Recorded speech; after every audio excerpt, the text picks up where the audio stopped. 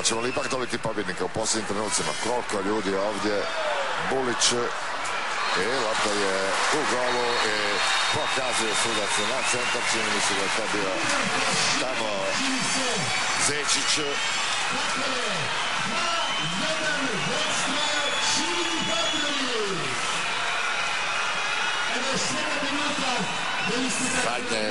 Zadnja minuta će početi za neki trenutak. Vatreni vode 2-1. Evo pogledajmo još jednom.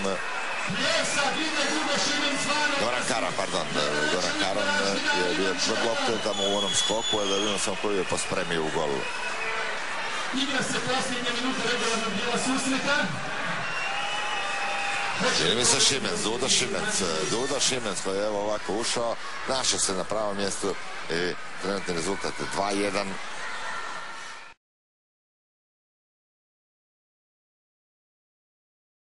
Hvala Varaždinu, cijeloj županiji, uistinu ovdje divnim ljudima, hvala cijeloj Hrvatskoj. Ja mislim da je danas definitivno se pokazalo da kad postoje pravi projekti da cijela Hrvatska zajedno.